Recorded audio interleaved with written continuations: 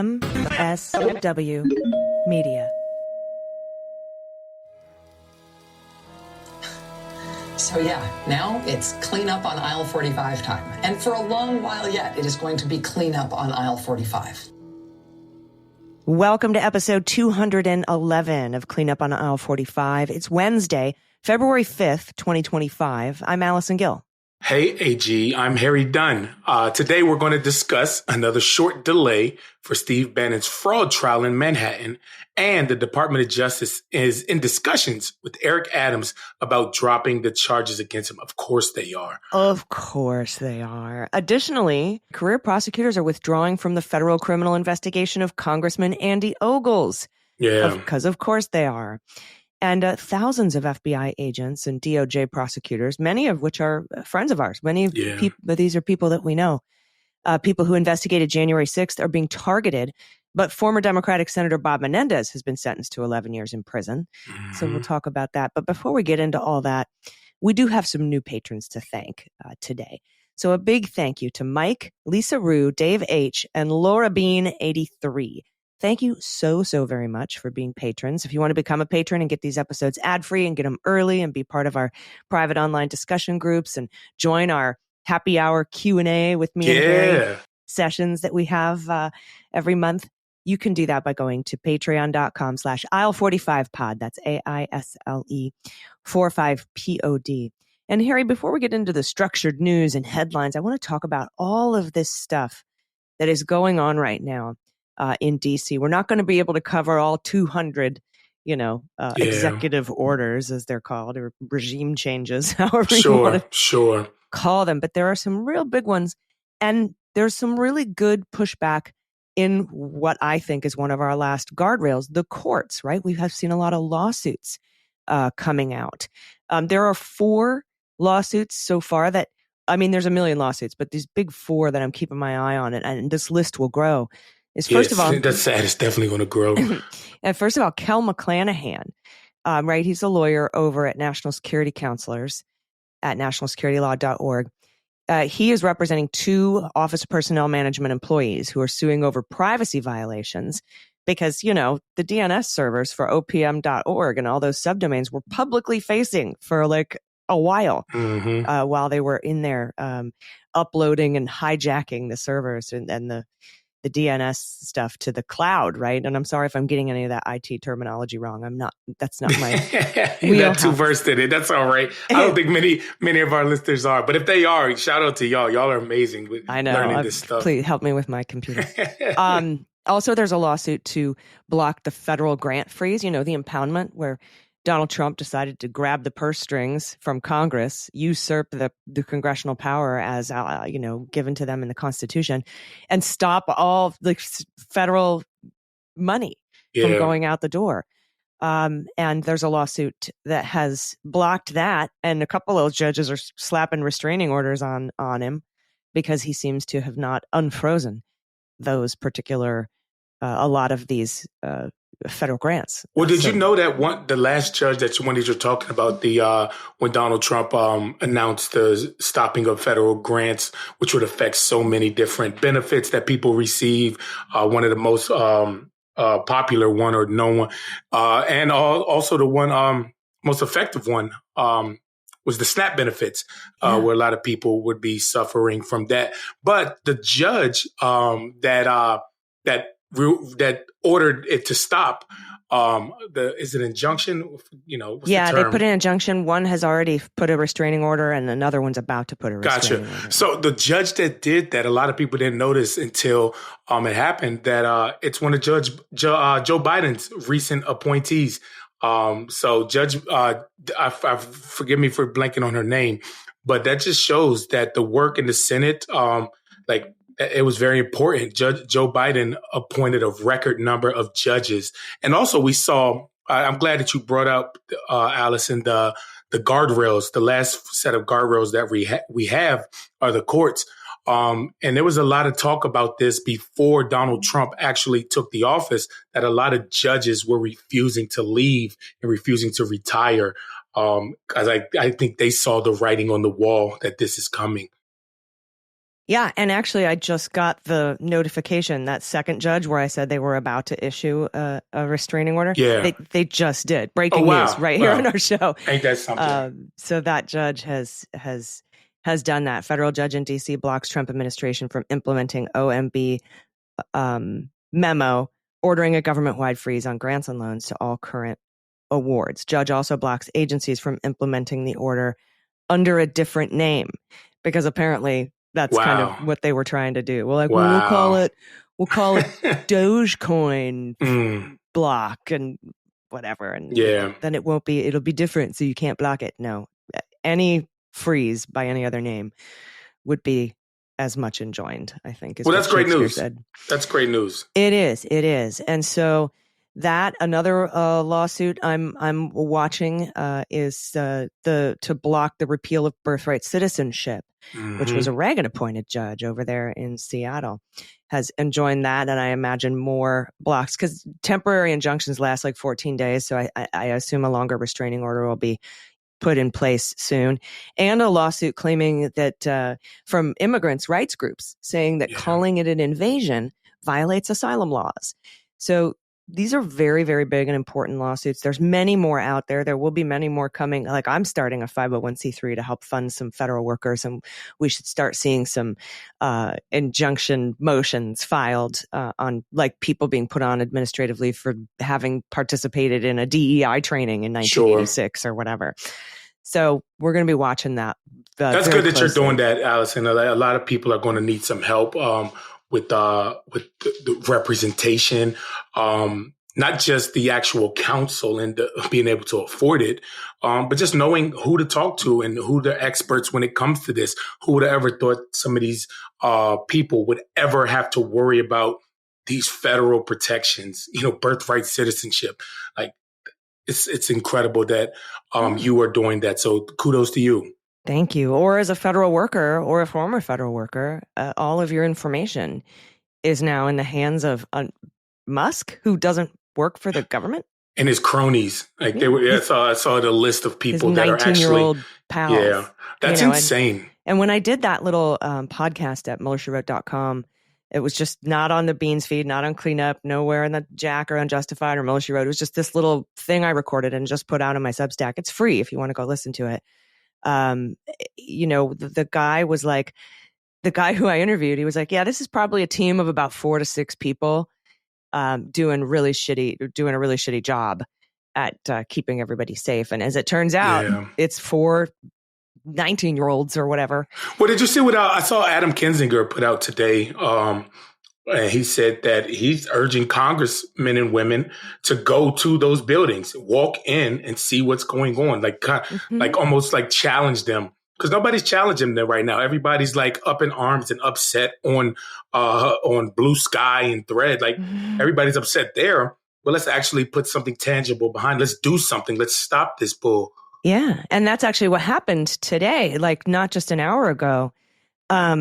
A group of Democratic Congress people went to the USAID building, which has they did go. Okay, I didn't know that. Okay, that's great. That is great. They were blocked from entry, so they gave a press conference outside.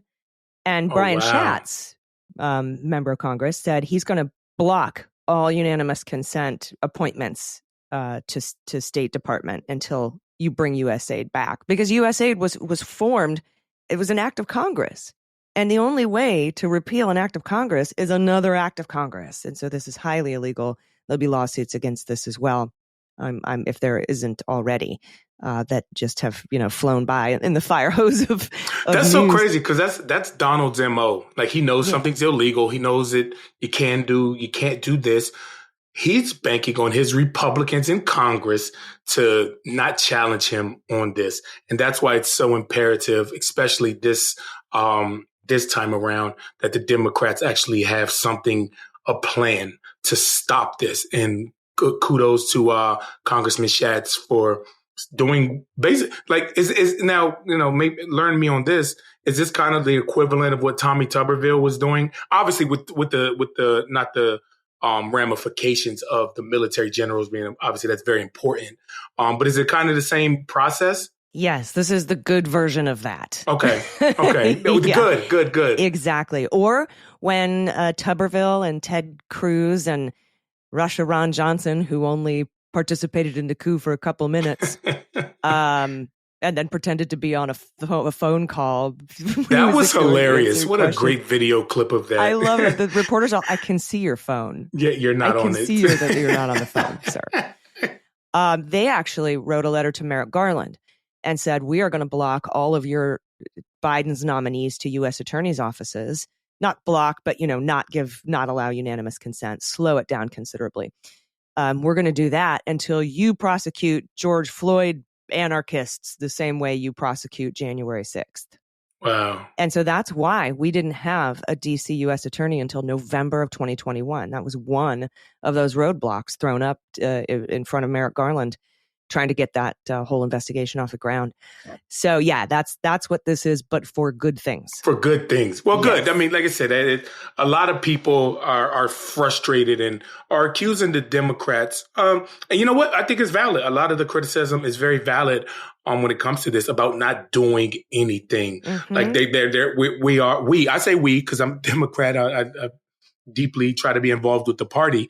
But we are writing the hell out of some strongly worded letters, mm-hmm. and formal resolutions, exactly, and like censures. Right? Come on, Well, they've now. heard, they've been listening because and that's good. Today they tried to storm USAID, the building there, and good for of course, them. They were physically blocked from entering, but they gave their press conferences, and now they're saying we are not going to allow unanimous consent for any of your State Department appointees until you bring U.S. aid back. And so I think they heard us, because I've been saying this too. I know our friend Lee McGowan, Politics Girl, has been saying this. A lot of folks on social media have been like, it would be great.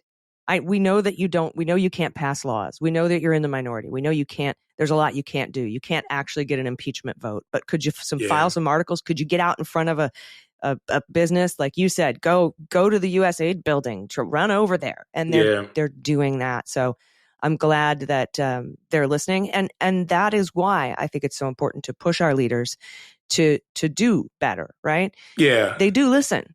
They do, and then we don't have to, On a personal note, this right here, that everything that's happening now, it kind of makes me relive the election night when I lost my race.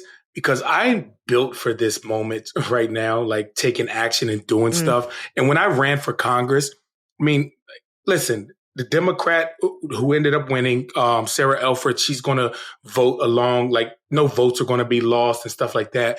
But we need fighters in this moment. And like, I literally was built for this moment to fight, to run up in the USAID building, to push back. And I'm not talking about throwing blows and stuff like that. I mean, but who knows with these people, may come down to that. But God, it makes me so angry to say people just writing emails instead of being out there. So I'm glad that they're doing it, but damn, I wish it was me. Man, I remember sitting down with you, sharing cigars and bourbon and talking about potentially running for Congress. And I was like, we need people who run into danger. We need people who run into the fight. And that's what you did on January 6th. And that's what we need to every day in Congress. And that was kind of kicked off a discussion that I had with you, was that exact idea. So I feel you. I wish you were there. I do. But but we fighting the fight from this side right now. We still got stuff we can do, and I'm glad to be doing it with you. So. Yeah, well, thank you. I'm glad to be doing it with you. And I wanted just to talk really briefly before we take our first break about all this going on at the Department of Justice and the FBI, because this is like the Saturday Night Massacre on steroids. He asked Driscoll, right, who's acting director of the FBI. He was actually supposed to be the acting deputy director, and a guy named Kassane was supposed to be the acting director, but Trump fucked up the thing and put him in opposite role in the other role. And so they were like, well, let's just swap offices. Let's not try to correct him or anything. Exactly. And they both worked on January 6th cases. And Driscoll wrote an email out to his people at the FBI and said, look, they're asking me for lists of everybody who's not just worked on Trump's January 6th case, but any January 6th case around the country. We're talking thousands and thousands of agents. And they want a list of that. Oddly, they also wanted a list of the people who worked on the Hamas terrorist case for the October 7th attack. And I still can't figure out that. Why That's scary. Trump wants to target those people. Like, what are they up to? Yeah. Why are you mad that we prosecuted Hamas terrorists? Or is it something else? I don't know. I don't get it. But who knows when it with him. And yeah, there were so many, like I said, career agents, like agents, prosecutors, and the fact that they're just being targeted, you can't say unbelievable because it completely is believable. No, we knew he was going to dismantle these institutions, but knowing that it's going to happen and living through it are two different things. You can't ever prepare yourself for that. Yeah, no, that's true. For that reality. Also, top prosecutors at the Department of Justice who worked on January 6 cases. But Driscoll, apparently, according to somebody who witnessed a conversation when DOJ and a White House proxy came in and asked for those lists of January 6 FBI agents, apparently Driscoll told him to fuck off. And pushed back and said he wasn't going to help get lists of these people for you. He wasn't fired, as far as I can tell, though his name was pulled off the website as acting director. It might be back up by now, but there's just all sorts of weird shenanigans going on. But he really stood up. And so did the New York field office head named Dennehy. He was like, dig in, guys and people, you know. And, isn't this telling, though, for Kash Patel's confirmation vote? When is that final? Whenever that is scheduled for. But I think this is telling to the senators right now, people that are on the fence and everything like that. This is just a shadow of things to come. Now, obviously, I don't know the protocol. Maybe they can submit a question to him in writing to have him respond to this. But I feel like, this is telling. Kash Patel's A-okay with all of this happening. And I'm sure there's some Republicans right now that will never publicly say it, that they disagree with what is happening right now at the DOJ and what's happening with the FBI, and that this is not okay. And Kash Patel's going to green light all of it if and when he gets in. Yeah. Oh, 100%. I'm not quite sure how anyone could be on the fence about any of these appointees. We had 15, 16 Democrats vote for Bessent for U.S. Treasury, and U.S. Treasury, that's the guy who handed the keys over to $6 trillion worth of federal payments and U.S. Treasury payments and information on anyone who's ever received a payment from the United States Treasury over to Elon Musk and his pals. Stop. I mean, I know that you can't block. You don't have enough votes to block, but why are you voting yes? I don't get it. Yeah. I don't understand. Like, what are you going to hope that maybe the Republicans will throw you a bone or do you a better deal down the road? Like, are you still trying to, they'll come, we'll do bipartisan stuff. It'll be great. No, absolutely not. It's not going to happen. Yeah. So I'm afraid for all my friends at the FBI. I know when we recorded the episode of Unjustified that just came out a couple of days ago, Andy McCabe and I, he's former acting director of the FBI. He was deputy director for a long time. And we were getting that news in real time. 90 FBI agents walked out of the FBI field office as we were recording. And he was just crestfallen. This is a man who started at the bottom and worked his way all the way up to, it would be like joining the army as a private and ending out your career 20 some years later as a 4-star general. That was Andy McCabe's trajectory in the Bureau. And, if you haven't read his book, The Threat, it's really, really great. It's all about the Bureau and stuff, and the threat that Donald Trump posed in the first term. But yeah, man, to watch him react to this, and then some prosecutors, I know some prosecutors, I know some of these FBI agents that I've been working with, I've been putting out all this information about the federal workforce and templates and letters and things that people can do to write and push back. Cause I was a wrongfully terminated federal employee. And I've just talked to hundreds and hundreds and hundreds of federal workers who are just under attack and they feel unsafe and betrayed. And a lot of them are these FBI agents who are like, I don't know what I'm going to do if they get my name on this list. You know? Yeah, and also I know a lot of people are wondering this. This is illegal. I mean, there are protections set up out there that prohibit this type of these type of firings from happening. There are going to be several class action lawsuits that are going to come from this. The point is, though, Donald Trump could care less if they get their jobs back, or I don't believe that is the goal right here. Obviously, he wants everybody to not exist that oppose him. Obviously, I think Donald Trump's goal here, the bigger picture, is to send a message: don't oppose me or else. Yeah. It is the mob boss mentality. It is sending a sign for anybody that may come forward as a whistleblower or this or that. Donald Trump is using his muscle, and because like I said, this is illegal. And I even with the corrupt Supreme Court now, which I do see it going, I don't know how they could justify this. I mean, well, we are talking about the Supreme Court, but there already are laws on the book that prohibit this. So that's not the point. Even if they do get their jobs back and get back pay and all this stuff, nothing happens to Donald Trump because he did this. Nothing.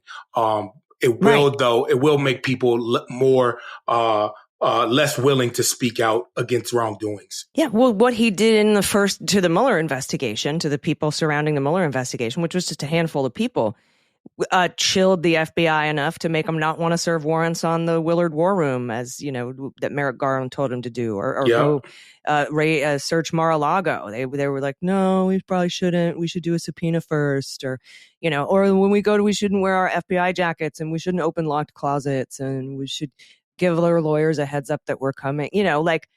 Just what happened in the Mueller investigation froze them enough to really slow down that Trump January 6th investigation and documents investigation. And now, I mean, I can't imagine there's going to be zero effort at all. I can't imagine anybody now at the FBI standing up and doing. But I'm really proud to hear about Driscoll. I'm really proud to hear about Dennehy. These guys who are like, dig in, and I'm not helping you, and fuck off. Like, I appreciate that from them. So. Yeah, that's encouraging to see. I hope that it spreads. I hope that type of energy is contagious. But it's yet to be seen. We'll see what happens. I don't bank on it, I guess. No, right. But it does give others a permission structure to absolutely to resist. All right. We'll be right back after this. We've got some more news to get to. Oddly, we don't have a Rudy Giuliani update today, so we're going to have to figure out how to end the show. I do know that everybody likes when I say Rudy. But yeah, that's sad. Yeah, sad. No, we're going to have to figure something else out. He didn't break any laws this week, I guess. Anyway, we'll see how we end the show, but we have to take this quick break. Stick around. We'll be right back.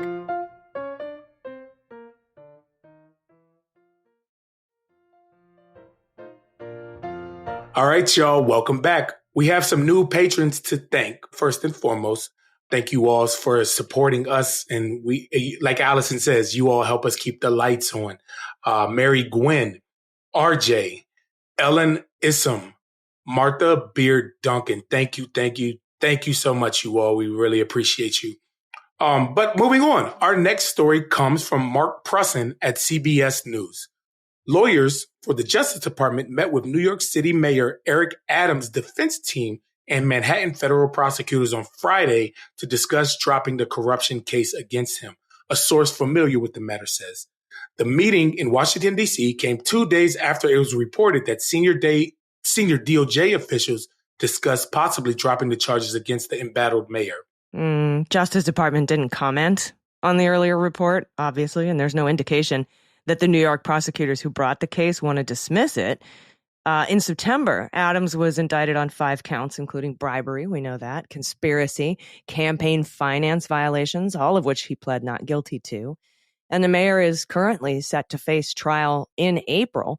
The penalty, if convicted on all counts, could be up to 45 years in prison, but I'm sure it's not that long. It's probably closer to like 4. Yeah, exactly. That's how it goes for people that break the law, unfortunately. Or we'll talk about Menendez later. Well, yeah, I was just about to say, wait a minute. Yeah, hold on. Yeah. Could be 10 to 15, Here we go. You're right. Conversations like the one between the Justice Department and Adams' legal team are normal in criminal cases. But this stands out because of the mayor's relationship with Donald Trump. CBS News' Marcia Kramer reported. Adams traveled in Florida to meet with Mr. Trump days before attending the inauguration in D.C. The meeting was criticized by some of the mayor's political opponents since Mr. Trump said in December he would consider pardoning the mayor. Little quid pro quo there. After the trip to Mr. Trump's golf course in Palm Beach, Adams said they did not discuss the corruption case. Survey says I am betting all my money that is a lie.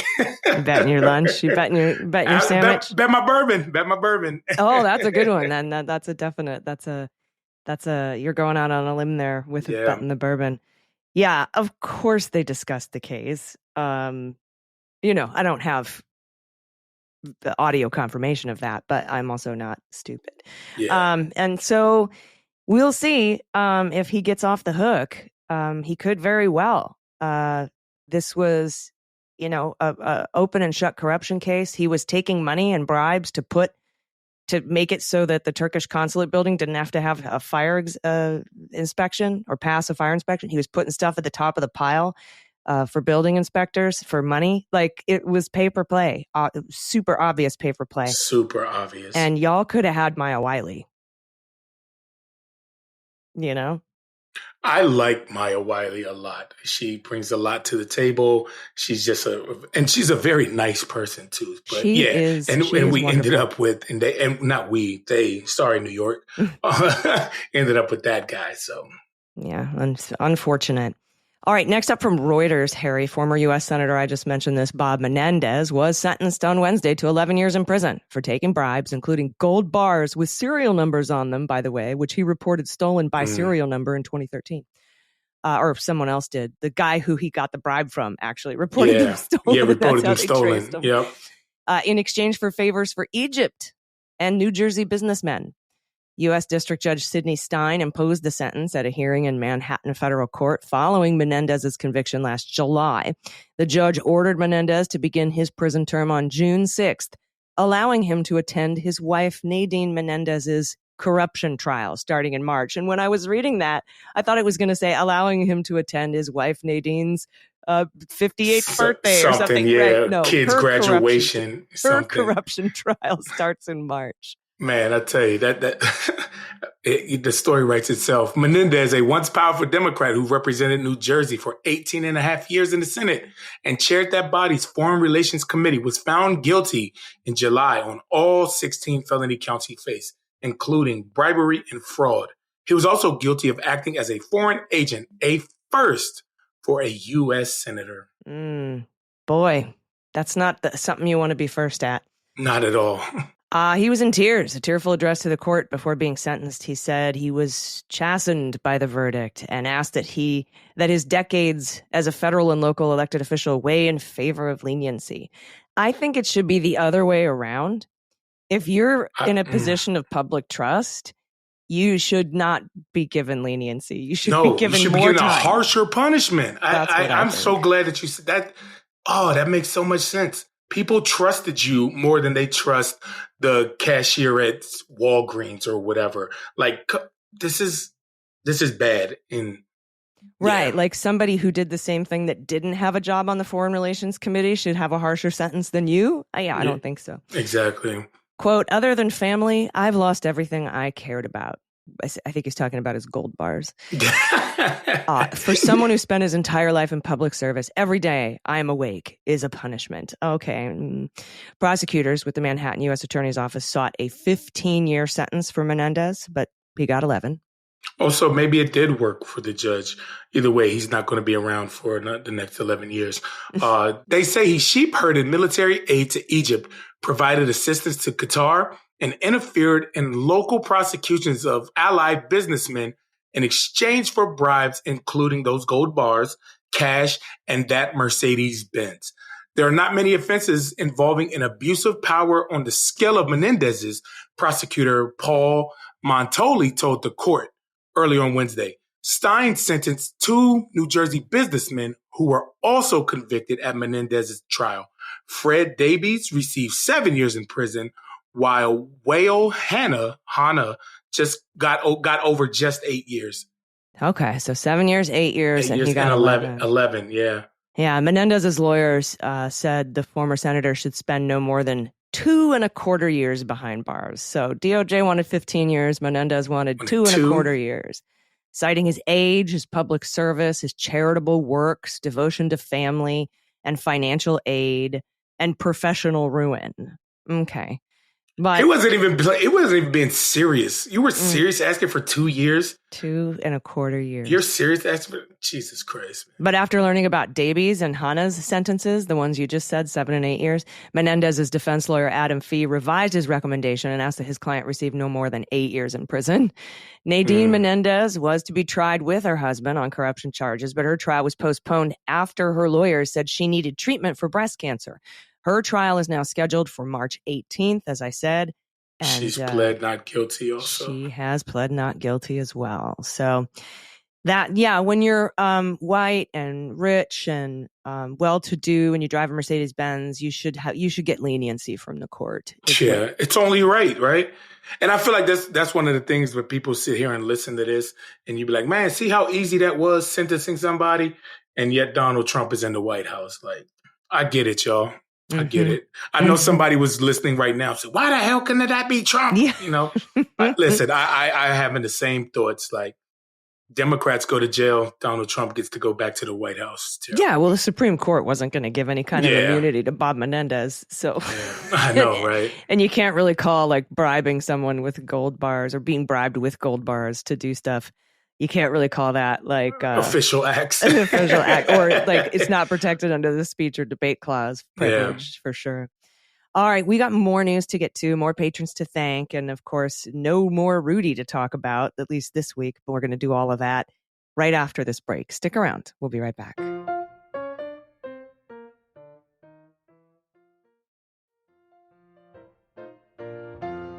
All right, everybody, welcome back. We have more new patrons to thank. Thank you to Kelly Bartizak, your friend, and Meredith Bowman. Thank you all. I have, it's my friend that is a patron. I'm really excited. That's lovely. Isn't it great when you see that? Yeah. It's good. Thanks for supporting us. Yeah, man. But keeping the lights on is what you all do. So thank you so much. You allow us to pay super high wages. You allow us to get everybody health benefits and 401k and all that stuff. So we appreciate your support, and your support of independent media is an act of resistance and is an act of opposition to the regime. So thank you for your support. Next up, from our good friend Phil Williams, Nashville's nosiest bitch at News Channel 5 in Nashville. I love that name. And forever it's going to stick because John Oliver said it.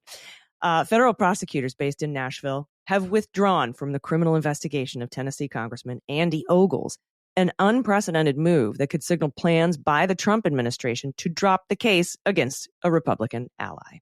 With no explanation, acting U.S. Attorney Rob McGuire filed a notice late Thursday to withdraw Assistant U.S. Attorneys Robert S. Levine and J. Christopher Sudicum from an ongoing legal dispute over the FBI's access to evidence seized from Andy Ogles last year. McGuire's motion said the case would now be handled completely out of the Department of Justice in Washington, D.C. This is kind of rich. You know, Andy Ogles isn't he the individual that just proposed presidents can have a third term? That's the fella. Yeah, he's the less interesting George Santos. Yeah, it's crazy though. But that follows a recent move by the new Trump administration to force out longtime head of DOJ's public corruption unit, Corey Amundsen. Forgive me if I'm saying that wrong. That leaves another career prosecutor, John P. Taddy, a trial attorney in DOJ's public integrity section on the Ogles case. A spokesperson for the U.S. Attorney's Office in Nashville declined to comment on the motion, as did Ogles' attorney. Of course, he declined to comment, Alex Little. That's because he's high-fiving his stupid client. Sure is. For at least 6 months, the Maury County Republican has faced an FBI investigation into potential fraud involving campaign finance statements he filed during his first run for Congress in 2022, specifically his claim on federal reports that have personally loaned his campaign $320,000 of his own money. News Channel 5's exclusive investigation discovered that Ogles did not appear to have the financial resources to make such a loan.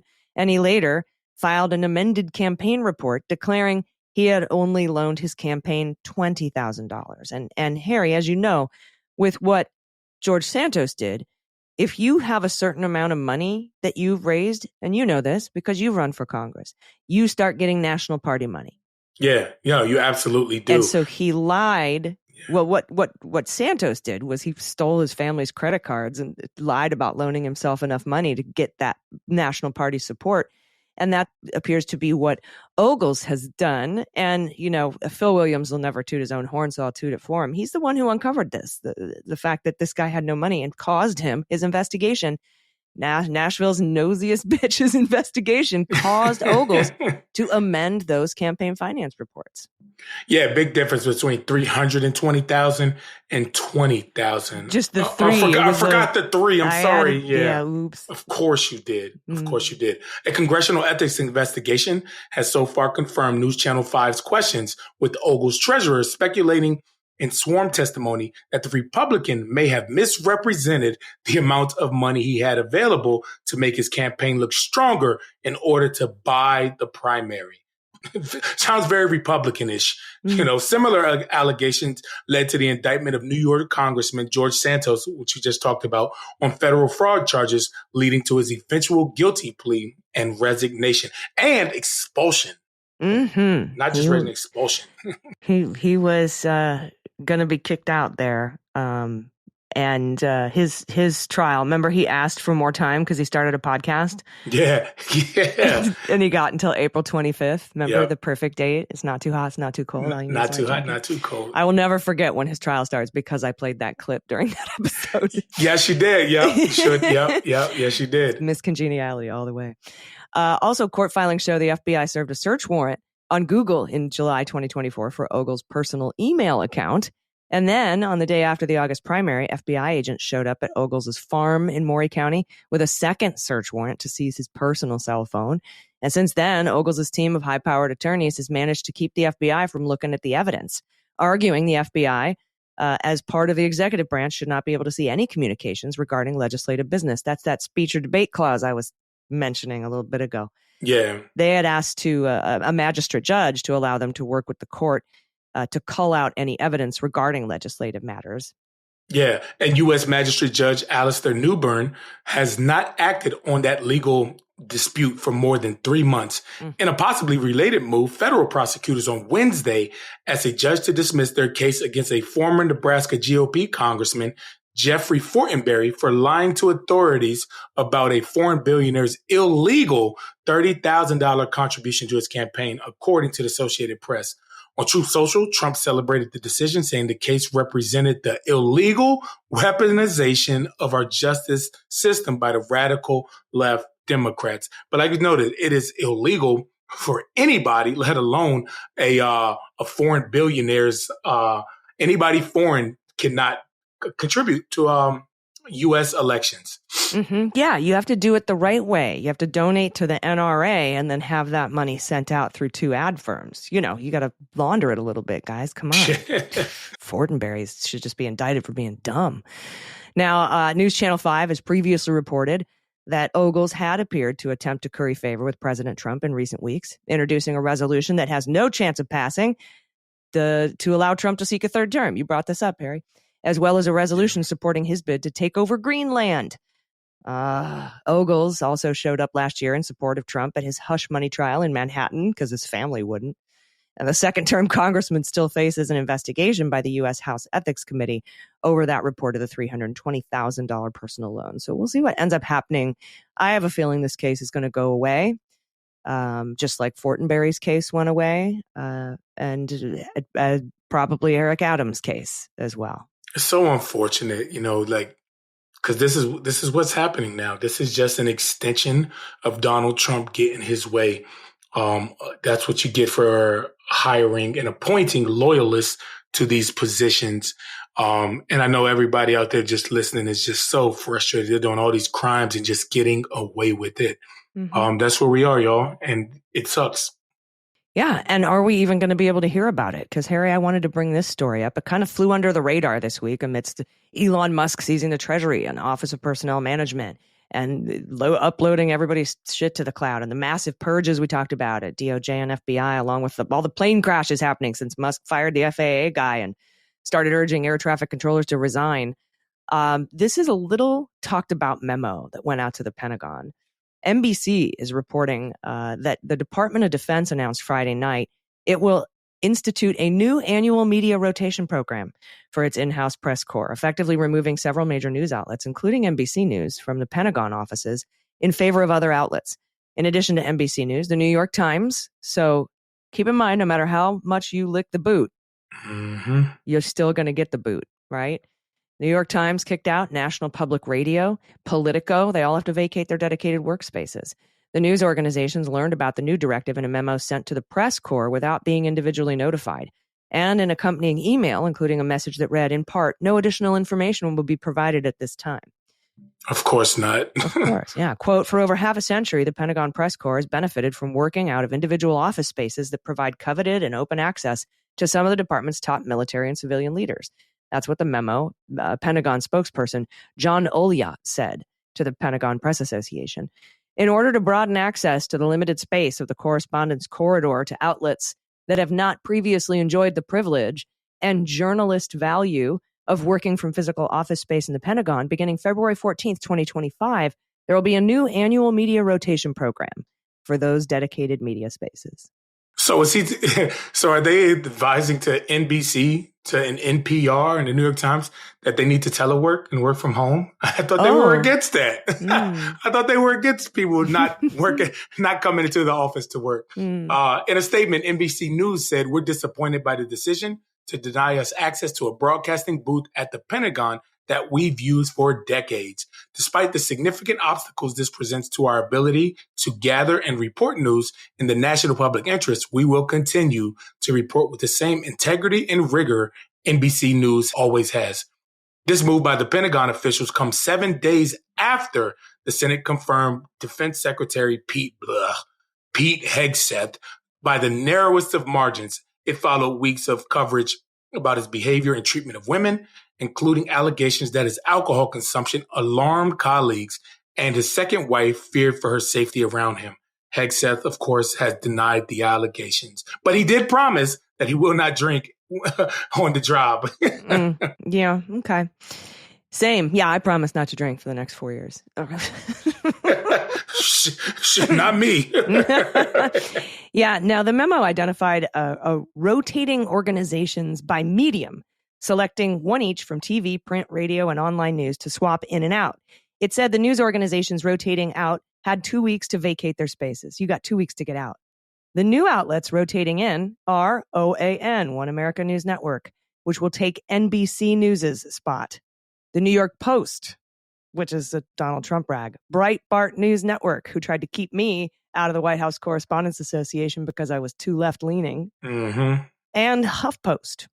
Quote, this decision interferes with the ability of millions of Americans to directly hear from Pentagon leadership and with NPR's public interest mission to serve Americans who turn to our network of local public media stations in all 50 states. That's what NPR said in a statement. And they went on to say, NPR will continue to report with vigor and integrity on the transformation of this administration, that the transformation it has promised to deliver. NPR urges the Pentagon to expand the offices available to press within the building so that all outlets covering the Pentagon receive equal access. And you know what? That's kind of where I'm at on this. Now, let's be clear. This order or memo does not say NBC cannot come in anymore. It just took away their guaranteed workspace that they had. Taking them out of their office for decades, and they're calling it a rotation, but they just want to put right-wing media outlets. That's exactly what they do. Now, listen, I like what NPR says: expand the workspace, give people more room. But taking away stuff, let's make. Yeah, you're going to be getting rid of thousands of Pentagon employees, right? So you've got plenty of office. You can take space. their office space, right? Especially the press. The memo did not include further details about the process of the new rotation program, including how officials chose which outlets needed to vacate office space first, how the new outlets were chosen and which are next, and also how long an outlet will remain without an office space before it was rotated back into the building. NBC News has held its dedicated Pentagon workspace for decades, enabling the network to broadcast its journalism throughout the day and within minutes of breaking news. The booth, as they are called, is hardwired with technical equipment, phone lines, and a camera installed by NBC. And at her first press briefing this week, the White House press secretary, Caroline Leavitt, who said she was not going to lie and then lied, said that President Trump's administration was opening up the briefing room to new media voices. That's the briefing room. The first people she called on were Mike Allen of Axios, a longtime political journalist at a site considered mainstream, and Matt Boyle of Breitbart, a conservative news site. And, we're getting like all these invitations. Come on, you're an influencer. They're not going to accept any left-leaning influencers. At all. Zero chance. And I have to say that, I was a member of the White House Correspondents Association for a year, but I had to quit after the 2023 year because I wanted to fundraise for Biden and then Harris, and then Dems down the ballot. And you cannot be a member of the White House Correspondents Association and also be involved in fundraising for a political party. Because of ethics concerns. And so I quit that. And so as much as people are like, you should see if you could get in there, I don't want in there. I don't want that spot. I don't want to be a member of the White House Correspondents Association. Their dinners are going to be boring for the next 4 years. I was just going to say, I'm about to say, they probably won't even have them. And if they do, they're going to be the dumbest, stuffiest, driest things you ever had. Mm-hmm. Like I was excited when I got the opportunity to go when President Biden was there, from Trevor Noah to I'm drawing a blank. Roy Woods, there, right? Colin Jost. Those opportunities were so... Colin Jost, yeah. It was so good, but I mean, who are they going to get now? We saw what happened with that last comedian. Remember when Donald Trump had his rally in New York? That didn't go over well. Tony Hinchcliffe. I know that guy. He's such a piece of shit. That tracks. Yeah. In fact, he's got hit this live podcast where he just roasts the shit out of people. He's just an asshole to people. And one of my former co-hosts from Mueller, She Wrote was on one of them, and she was just like, "Fuck off," and just left. Like, I'm not.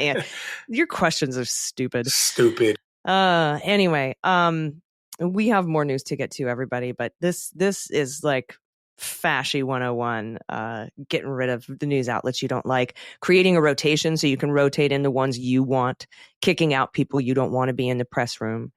At CNN, Jim Acosta being shoved into a 3 a.m. time slot or something, so he left. Unbelievable. And shout out to Jim though for his sign off. Hell yeah, that was great. Shout out to Jim. Yeah, good for him. That was great. Don't listen to the lies. Don't listen to the noise. Appreciate him and because he was fiery in that press briefing room until he got his shit revoked by Trump. So, you know what? I'm gonna see if we can get him on here. Let me reach out to Jim and see if he could come on and give us some of that firebrand. There's that word again. Yeah, firebrand reporting that he does. Yeah, for real. I've actually had a couple of chats with him on Blue Sky. Super nice guy. So, we'll see what we can do. But we do have a little more news to get to in this last segment. We have to take one more quick break. So everybody stick around. We'll be right back.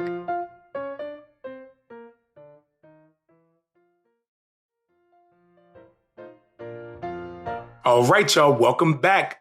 Believe it or not. Now I'm new here. Well, newer, right?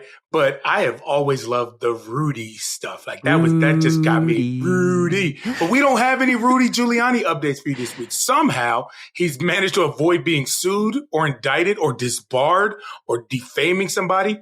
But we do have an update on an equally stinky person, Steve Bannon from the Associated. It's harder to smell because he wears 3 shirts. My gosh. If we can't talk about Rudy, then here we go. Steve Bannon's right up. Steve Bannon's trial on charges that he duped donors who gave money to the Build the Wall along the U.S. southern border will start a week later than scheduled, a judge said Wednesday. After the conservative Rabble Rouser hired new lawyers to pursue an aggressive defense strategy. Rabble Rouser? Yeah. Rabble Rouser. Yeah. I've never said that word ever. I've never said those Rabble What's Rouser. All the brouhaha, Steve Bannon? You Rabble Rouser? You Rabble Rouser, you. What's up with all the shenanigans and goings on? Okay. That's an interesting way to put that. Bannon, a political strategist, longtime ally of President Trump, he was scheduled to start trial, February 25th, in the We Build the Wall scheme in New York. This is the Manhattan DA, not federal. It'll now start on March 4th. That's according to Judge April Neubauer. He wanted a lot more time, and she's like, you can have like a week and a half. Yeah, we'll give you a week. Neubauer, so, not horrible there. Not too hard. Neubauer agreed to the delay after summoning Bannon to court to quiz him about his decision to shake up his legal team at the last minute. Remember how she was like, you're just trying to delay. Yeah. She rejected new defense lawyer Arthur Aidalla's request for a month-long postponement. Quote, I've been smeared by a political persecution for years, and I need someone who's a little more aggressive. That's what Bannon told the judge during a brief hearing in Manhattan. I need every tool in the box and every tool in the toolbox. Well, he is a tool. The judge replied, I wish she would have said that. Well, you're a tool. No, she said, well, every tool in the toolbox does not include delaying the trial, is what she said to him. Yeah, like it says, you are a tool. Aidala said Bannon hired him and his firm, including former prosecutor John Esposito and retired Judge Barry Kamens, as attack dogs who are on board with his plan to portray the case to jurors as selective and malicious prosecution. Notice they said selective and malicious, but they did not say that he didn't do it. Bannon said he started shopping for new lawyers after he was shocked by Neubauer's ruling in November that prosecutors could show jurors certain evidence, including an email they say shows Bannon was concerned the fundraising effort was a scam. Oh my gosh, don't tell them that I'm actually scamming them. He's real mad that they have a really good piece of evidence against him, and he was shocked that they were going to use that. Aidala, a prominent New York defense lawyer, this is his new attorney, told the judge Bannon approached him about representation in December, and after initially declining, said he finally agreed to do so when his schedule freed up. Aidala, he also represents Harvey Weinstein in his pending rape trial, also in state court in Manhattan. No date's been set, but the lawyer had been suggesting that Weinstein's trial go first in the interest of humanity, citing the disgraced movie mogul's declining health. Quote, they know that Mr. Weinstein is dying of cancer and is an innocent man right now in the state of New York. That's what Aidala said on Wednesday during the hearing. He said he pleaded to prosecutors, can I try this dying man's case first? That's what he said. Hell of a dying wish, right? About try Weinstein. Try me. Neubauer said that after consulting with the judge in that case, Curtis Farber, it didn't seem realistic to shuffle the order. But noting her discretion over scheduling, she allowed for a 1-week delay to give new counsel to have a better opportunity to prepare for the trial. Bannon, 71, pleaded not guilty in September 2022. We are in February 2025, so it seems like you had plenty of time.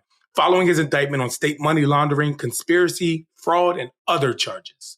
Yeah, that's how long this shit takes, right? The Trump trial, 34 felony count, that was a crime that happened in 2016. 2016. They weren't lying when they say in 2024. When they say the wheels of justice move slow, they weren't lying. Jesus. They were not.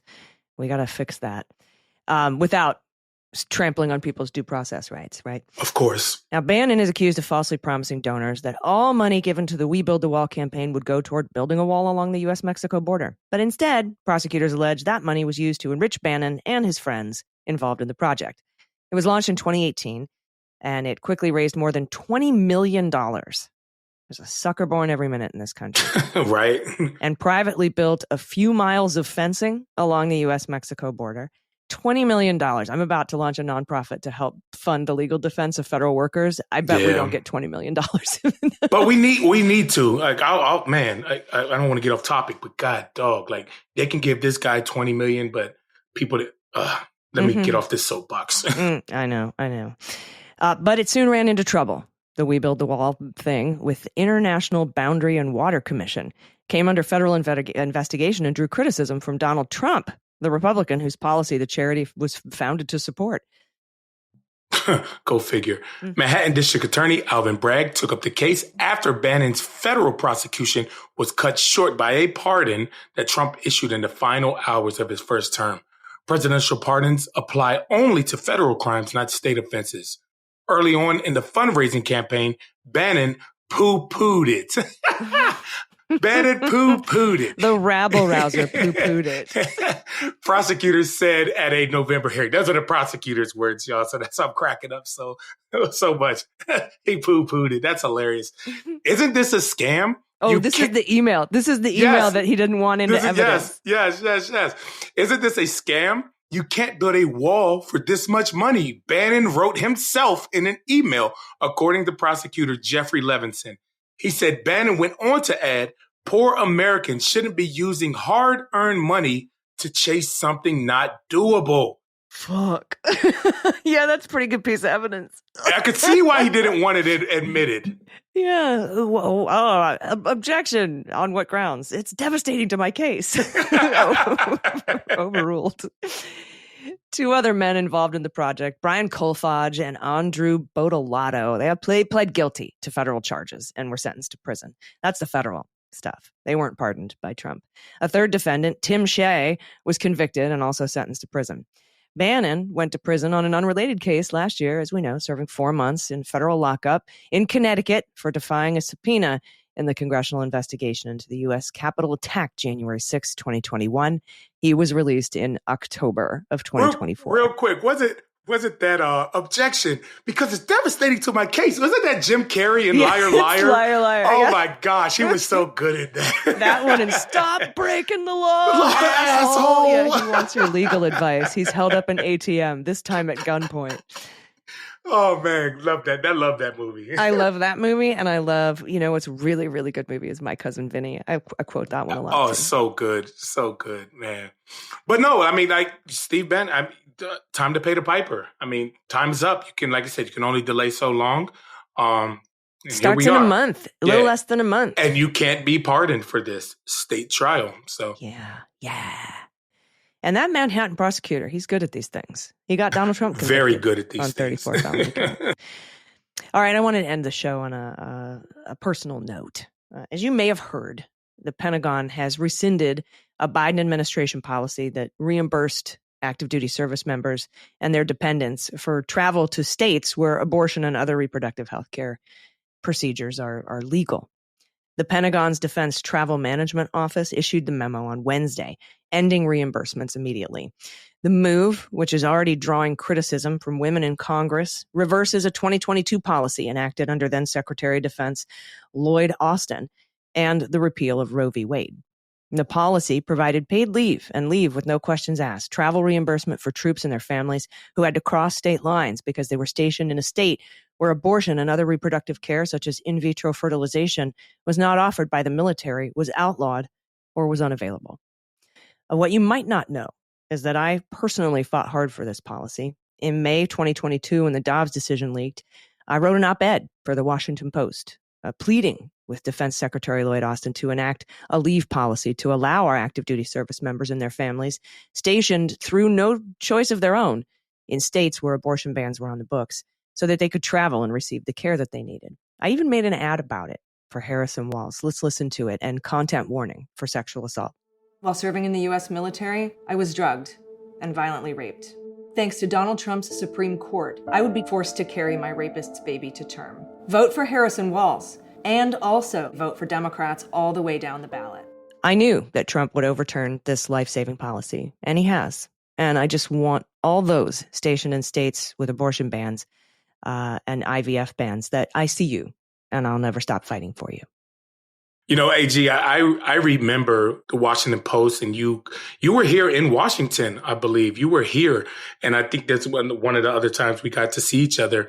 And of course, that ad that you did for the Harris Walls campaign, it was so powerful, and I applaud you. I think so highly of you, and just being so powerful. But just like you just said in that last sentence, I just want those in those station states that I see you, and you won't stop fighting for them. That means a lot, and a lot of people need that, just that reassurance that they still matter in these times going forward. Yeah. So that is our show, and I appreciate those kind words. Harry, you've done so much for us and democracy as well. What have you got coming up? Well, thank you.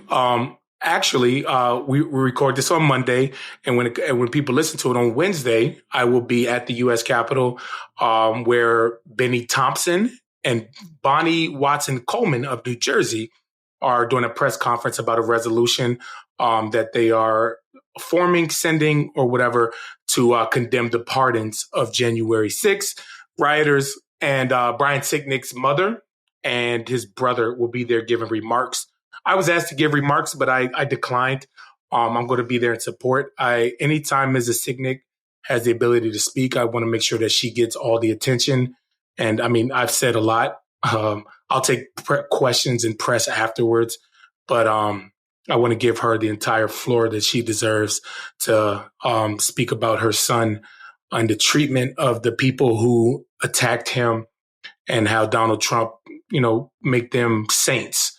And her son is no longer with us. So that'll be on Wednesday. And then later that night, tune in to Joy Reid. I will be joining Joy Reid to discuss it and not let this ever go away. I love Joy Reid. She's a real one. I love her. Mm-hmm. I love her. Yeah, she's great. So I look forward to seeing you. That's Wednesday night.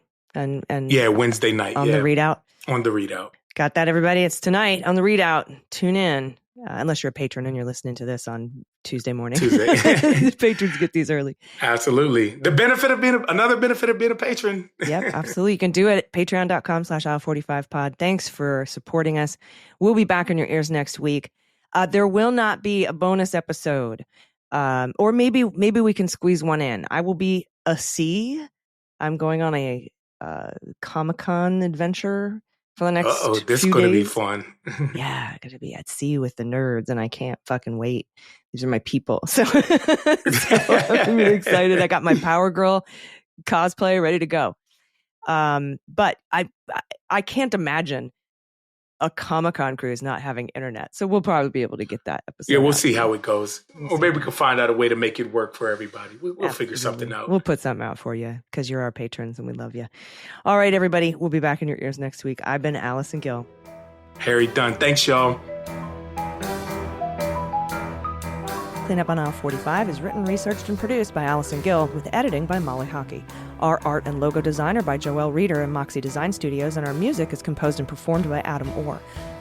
Cleanup on Aisle 45 is a proud member of the MSW Media Network, a collection of creator-owned podcasts dedicated to news, politics, and justice. For more information, visit mswmedia.com.